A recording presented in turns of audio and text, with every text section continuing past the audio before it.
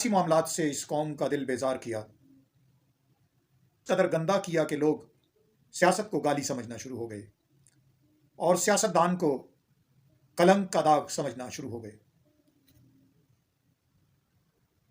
ہم نے مملکت میں اصلاحات لانے کے سیاسی نظام کو برباد کیا اور بالکل ایسا کر دیا کہ جیسے ہر چیز پر سے انسانوں کا اعتماد اٹھتا گیا۔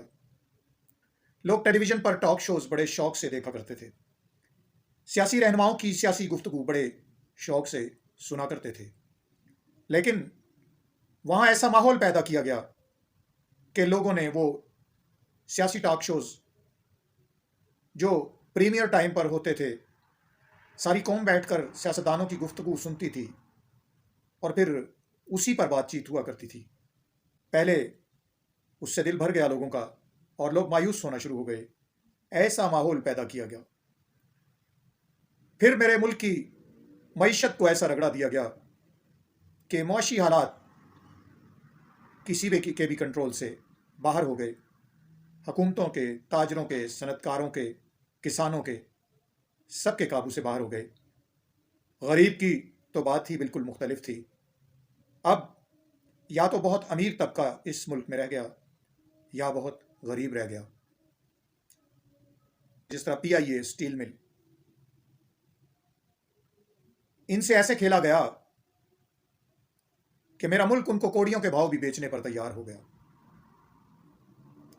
چند روز پہلے تعلیمی اداروں کے بارے میں پنجاب کی نگران حکومت جو فیصلے کر رہی تھی، اسے اساتذہ اور طالب علموں دونوں میں مایوسی پھیلی، اور آخر میں اب یہ جو کرکٹ ٹیم آپ نے ورلڈ کپ میں بھیجی ہے، میں نہیں یہ کہتا کہ یہ بہت برا کھیلی ہے یا بہت اچھا کھیلی، اچھا تو اب کوئی نہیں کہے گا۔ تو اب جو کھیل کے میدان سے بھی نوجوان مایوس ہے، کیا کیا جائے؟ یہ کون لوگ ہیں جو ملک میں ہر شعبہ زندگی کے اندر مایوسی پھیلانا چاہتے ہیں؟ ہر رگ میں مایوسی کا عالم دوڑ رہا ہے۔ کیا کریں بتائیں آپ؟ کہیں سے کوئی اچھی خبر اور کوئی امید کی کرن نظر نہیں آتی۔ کون لوگ ہیں جو اس قوم میں مایوسی پھیلا کر اس کو برباد کرنا چاہتے ہیں؟ کوئی ہے جو اس مایوسی کے دور کو ختم کرے؟ کوئی ہے جو امید کی کرن بن کر سامنے آئے؟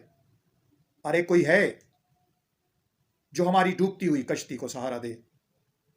میں یہ باتیں کر کے مایوسی نہیں پھیلا رہا، بلکہ یہ آواز بلند کر رہا ہوں کہ کسی ماں نے کوئی سپوت جنا ہے تو وہ سامنے آئے اور میرے ملک کے ہر نیا کو ڈوبنے سے بچائے۔ نوجوانوں میں جو مایوسی ہے، اس مایوسی سے ان کو بچائے۔ میرا اثاثہ میرا نوجوان ہے جو مایوسی کے عالم میں ملک کو چھوڑ کر جا رہا ہے۔ جیسا کہ میں نے کہا، ہر شعبہ زندگی سے مایوسی کی بو آ رہی ہے۔ کون اسے ختم کرے گا؟ کون روشنی کے چراغ جلائے گا؟ اے رب کائنات، اس ملک کے معصوم لوگوں کی مدد فرما اور کوئی روشنی کا چراغ بھیج جو ہمیں امید بھی دلائے اور ہماری کشتی، ڈوبتی ہوئی کشتی کو پار بھی لگائے۔ اس سے زیادہ کچھ نہیں کہوں گا۔ سنبھالنے والوں، ملک کو سنبھالو۔ سب کچھ ٹھیک نہیں ہے، صرف بتانے سے سب کچھ ٹھیک نہیں ہوتا، کرنے سے سب ٹھیک ہوتا ہے۔ صرف یہ کہ مجھے آپ یہ کہہ دیں کہ نشاندہی مت کرو کہ کچھ غلط ہے تو سب ٹھیک نہیں ہوگا، بلکہ سب ٹھیک کرنا پڑے گا، تب ٹھیک ہوگا۔ کون کرے گا؟ وہی کہ جن کے ہاتھ میں کچھ نہ کچھ اختیار ہے۔ ہم تو عام سے شہری ہیں، ہمارے ہاتھ میں کوئی اختیار نہیں ہے۔